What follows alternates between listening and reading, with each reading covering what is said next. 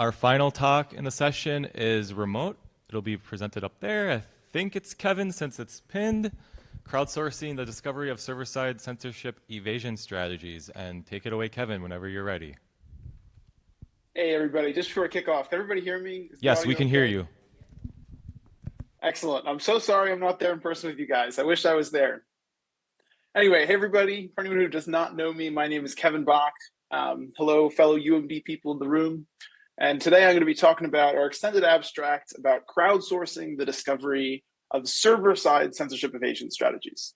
This is very much a work in progress. And part of this talk is really going to be just walking you guys through the various challenges and things that we're solving while architecting this system, and to really kind of plant a seed in your brains as to maybe the art of the possible and get some thoughts from everybody about things that we could do to improve. Now, before I get started, I just want to paint a little bit of background and kind of work backwards through my title. We say server-side censorship evasion strategies. What does that mean? Now, some of you may already be aware that censorship evasion historically, has often involved the client doing something. Almost always, if the client wants to evade censorship, and this makes sense to us, the client would have to do something. They configure a proxy, they install some software, maybe they set up a VPN, maybe they set up Tor. The problem with this requirement is it always poses some significant barrier to deployment. Sometimes installing software on clients can pose a risk to the user. And there's also this even bigger limitation of users who are not technically savvy or may not even know they're being censored in the first place. So several years ago, the UMD team worked on this notion of server-side evasion. So this is prior work I'm talking about here. And the idea is that let's have servers help. Instead of just deploying software at the client or making the client do something, let's instead shift the burden of censorship evasion to the server. And the idea is that we deploy nothing at all on the client, and the server would subvert censorship on the user's behalf. And again, the user is deploying nothing, no configuration, no Tor, just a completely unmodified browser visiting the website the user wants to visit. And the website would subvert censorship on the user's behalf. And there's some really nice benefits to this. We broaden reachability, there's no client-side deployment, users get plausible deniability, everyone's uncensored without needing to set this up. And server-side evasion is unfortunately a hard problem. And to see why this is, I just want to briefly walk you guys through this waterfall diagram of packets that are exchanged between a client and a server, leading up to some forbidden or censored keyword.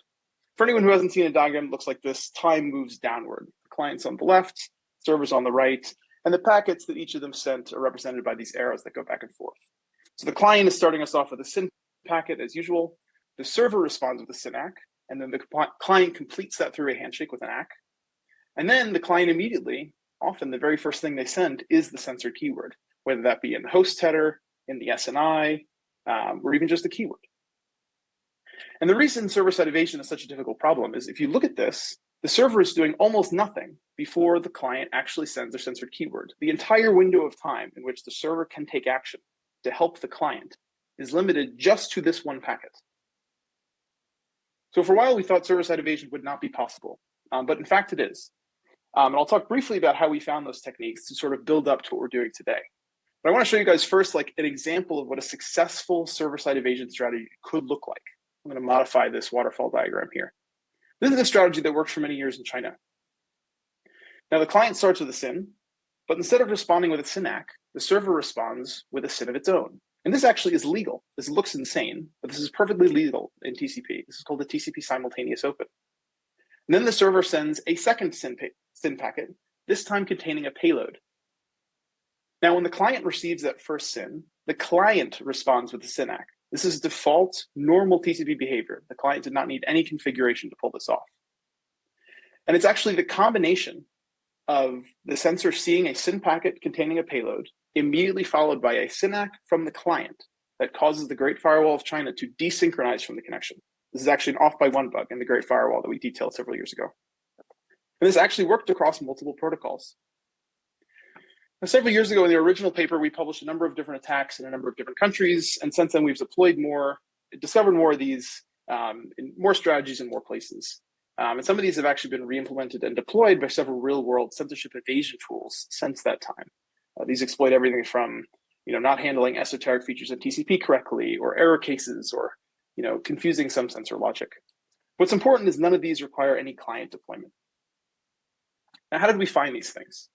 We found these with a tool called Geneva. Geneva is a genetic algorithm. And the idea of Geneva is we automate the discovery of censorship evasion strategies. It is a genetic algorithm. You can think of it as a fuzzer or an AI. And it's basically just trying out different things against the sensor, watching to see how the sensor behaves, and then modifies itself accordingly. So let's see an example. We have here a client and a server, and both are unmodified. We train Geneva in a typical fashion.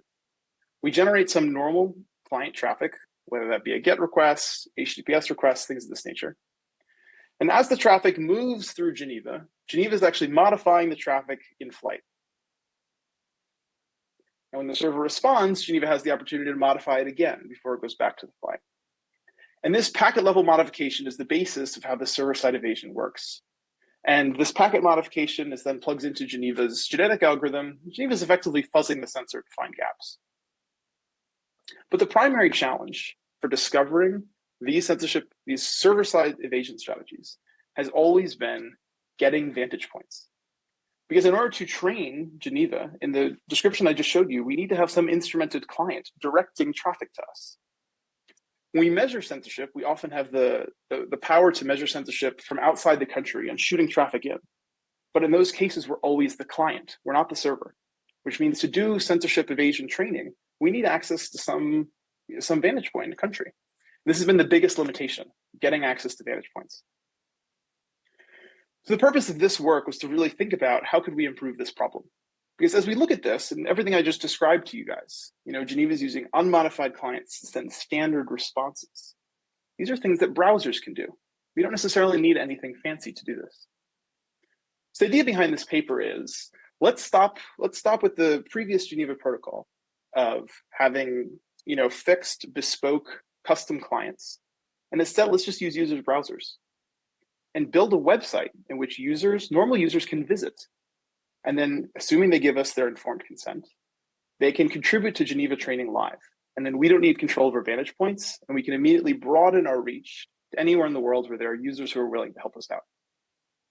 So what could this look like? Some website. Obviously, we want to start this off ethically. We're not trying to steal traffic from users. We're not trying to fool users into helping us. Whatever this starts off with, there's going to be some very robust set of informed consent from the user. Ideally, we want the user also to select what's acceptable. Maybe the user is okay with triggering connections to Tor, but not to porn websites. Maybe they're okay with news websites, but not gambling or something else.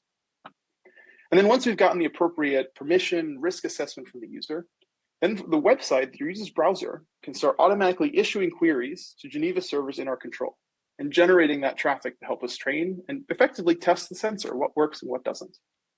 And then when we're done, we can optionally debrief the user, say, thank you for helping. This is how much you were able to help us, etc. This is a broad stroke skeleton of what we're going for in this paper. But I want to drill into one of these, because if you look at these, like bullet number 3, there's a lot wrapped up into bullet number 3. We just say, we automatically issue queries to Geneva server we control. We're done. Unfortunately, there's a lot wrapped up in this. And for the rest of this talk, I really just want to dive into and talk about the challenges involved in pulling off bullet number 3.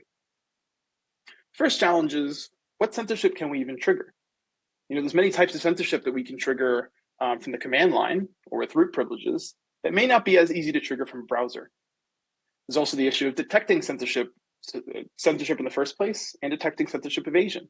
Normally, we do these things, we're operating at a very low level. We can access things like PCAPs and more fine-grained network level access, which we won't have in a browser. The next is, how do we limit load on clients? Maybe a client only has a data cap and can't help us all the way.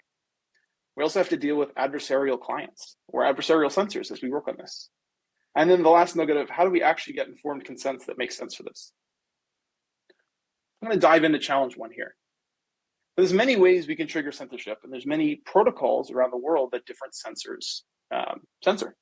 In our original Geneva server-side paper from several years ago, we focused on 5 vanilla protocols. And I use the word vanilla just to mean, a non-evasion protocol. We're not testing things like Snowflake or Tor here. This is just normal user protocols that they wouldn't necessarily need to set something up in order to access. But as you can see, not all of these are necessarily easy to trigger from a browser.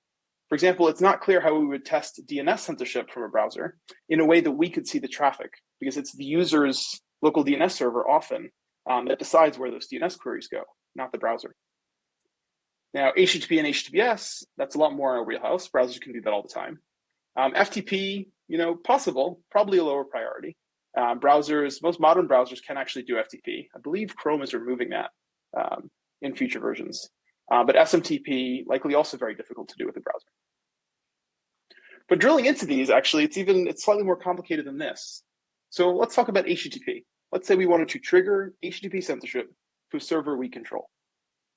Now, some countries censor HTTP with keyword-based censorship. And they look for the presence of forbidden keywords. So we could do a GET request to our server, pretend it's example.com, with ultrasurf, and then the censor would see that and step in. And that way we as the server could see that traffic. And that works well for keyword-based censorship.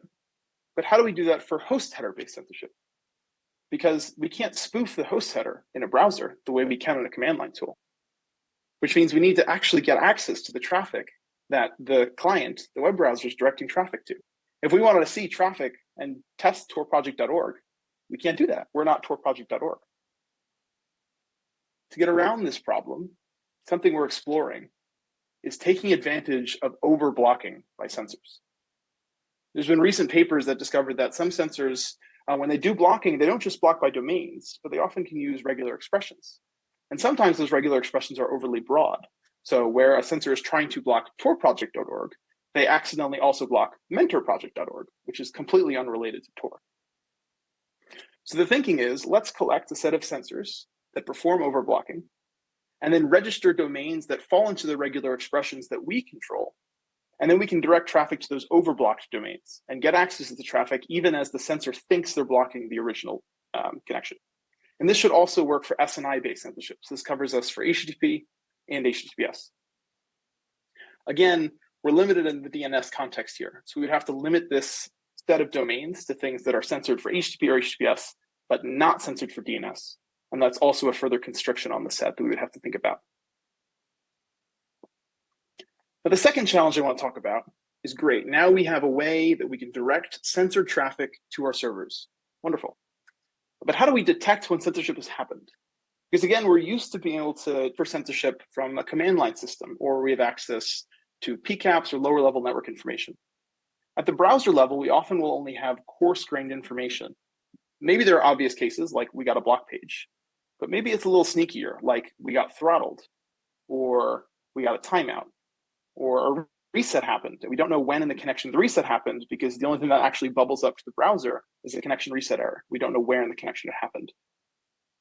The question is, how do we determine if a connection was censored and when it was censored in order to feed that information back into the Geneva genetic algorithms?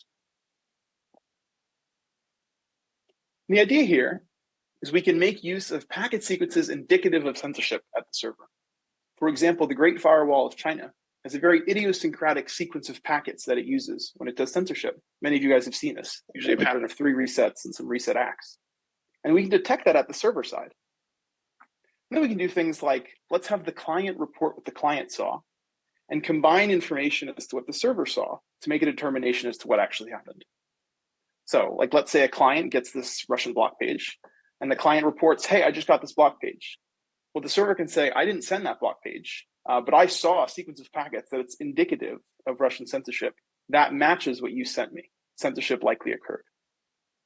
And this can help us do things like figure out, was a strategy successful? Is a client even in a region where they can help us do training? Things of that nature. But the third challenge I want to talk about is dealing with adversarial systems. Because once we put this out in the world, not all clients are going to behave or really help us out, or they may directly be adversarial to us. And there are a couple different ways that clients could be adversarial in this case. They could just directly try and denial of services, right? Hit us way too many times, ignore rate limits, edit the code to just hammer away. And denial of service, this is a constant problem that every system like this has to deal with. So there are existing solutions that we can lean on for those cases. But clients could also be adversarial by playing the game, but lying. They could say there's been censorship when there's not. I mean, they could even do this by sending us spoofed packets as if a censor took action when the censor didn't. Or they could do the reverse and say, hey, I didn't see any censorship, when the server side is like, I'm pretty sure the sensor took action here. It looks like sensor here. So one thing we can do to help with some of these cases is when the server is generating responses to the client, we can make that server response hard to guess. We kind of do a challenge response sort of thing. To be able to say, hey, the client says, I'm not seeing censorship, but I am. The client says, I want to see censorship, but I'm not. We can be like, prove it. Please show us the server response you saw. And use that to check, hey, is the client lying to me? Are they not lying? Things of that nature. And that can also help with some of the rate limiting cases because we can ignore client responses that don't properly follow the challenge response protocol. But in this case, not only do we have to deal with adversarial clients, but there's also a case where we could have an adversarial censor, right? There is the obvious case of the censor just goes and blocks the training website itself, right? And this is another obvious case that everyone in the audience will be familiar with this. And addressing that, we can do things like rapidly change the IP and DNS of the system, and more standard evasion techniques. But there's also the problem of what if a censor decides to single out the website and change its censorship behavior and make the censor act differently? This could totally muck with Geneva's learning process because it'll be literally learning the wrong thing. It's getting preferential treatment. To try and address this, what we can do is try and identify cohorts of similar clients, whether that be from censor behavior, location, ASN, things like that, and then compare results across them, and make sure that clients that we expect to operate the same actually do so. The fourth challenge is how do we distribute load? Some clients may not be able to complete training by themselves. Like if we have a user on a flip phone, they're not giving us tons and tons of bandwidth, and we want to be respectful of users' bandwidth. So how do we balance training across multiple clients and let one client pick up where another client left off? The way we're thinking about doing this is having shared population pools, but group them by sensor. So we can have Geneva thinking about one sensor over here and a separate sensor over here. And as clients come in, we can route that client traffic to the population pool specific to where the client is coming from, and then train multiple things simultaneously, depending on which client is coming in. Last but not least, because I think I'm getting right up on time, so I want to talk about ethics to this, because handling this ethically is super important. We want to be able to get informed consent, but not just informed consent for the sake of like covering our butts. Like we really want users to understand what's going on and be okay with what's going on. We want this to be supported by users, the censorship community, and even just university IRB. So how do we craft this? This is one case where we can often stand on the shoulders of giants and all of you in the room. Like Uni, for example, has done a lot of thinking about risks and risk acceptance for clients. So we'll likely be reaching out to you guys at some point in the future. Should clients be able to choose what categories of queries? I talked about this early in the talk, that this could be something powerful for users. So we can say things like, I'm okay with mentor project, but I'm not okay with porn.porn.com, But in some locations in the world, sometimes restricting the set of what we can reach may limit what clients can actually train. And last but not least, how much information should we actually divulge while the training is ongoing? There may be cases in which we don't want to divulge to clients what things worked. If that client is adversarial, they can just go and report that information straight back to the censor. So having some balance between keeping the cards close to our chest while still giving users actionable information that they did in fact help us. They were useful, they made a difference, things of that nature. And that's basically the talk. I'm happy to take questions. Thanks so much, everybody, for listening.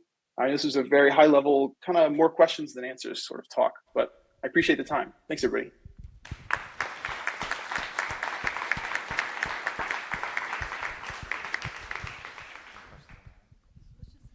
All right. Anyone have questions? Unfortunately, because Kevin's remote, the single microphone he can hear is right here. So if you want to ask a question, it would work best if you came down. If you really don't want to come down. Oh, you can hear the microphone. Okay, never mind. Anyone have a question? All right, we have one. Hi, Kevin. This is Ram. Great talk. I'm wondering if we can make your life a lot easier by leveraging existing networks like Uni, maybe like developing a new test module to sort of support your use case. Yeah, the question was, the room is a little echoey, so I'm going to repeat it back to you just to make sure I heard it correctly, is how can we leverage existing networks and tools, things like Uni, to do that sort of traffic generation instead of hitting the website directly? Is that accurate? Yes. Yeah, I think that's a great idea, honestly. We wanted to strike a balance between not putting too much of a burden on existing measurement tools, especially tools that weren't necessarily designed with this use case in mind. Like they are doing traffic generation for the purpose of censorship detection, but the use case and traffic shape would look a little different. So it's absolutely worth exploring. It's a fantastic idea. We originally shied away from it just because we wanted to be, cognizant of the original design and the stated purpose of some of those tools, how they don't quite match up with this. Okay, we have a question online from Ian Goldberg. You use a challenge response system to avoid clients lying about not being censored when they actually were, but what about the other way around, where the client claims to have been censored when they weren't? Yeah, that's a great question. And that's one of the tricky pieces about this adversarial client edge cases here. To be honest, one of the best things we would be able to do in this case is to try and compare what the server saw to what the client saw and try and make a determination that, like, hey, the server is really certain it saw a censor and the client is lying that it didn't. Or the server is pretty confident it delivered the content and the client is saying no. That's probably our best avenue to try and make headway towards that. But that is the hardest edge case in this list. You're absolutely right. Okay, we're running a little behind, so I'm going to stop here. Let's thank the speaker again. Thank you, everybody. And I'm sorry I'm not there with you. Thanks all.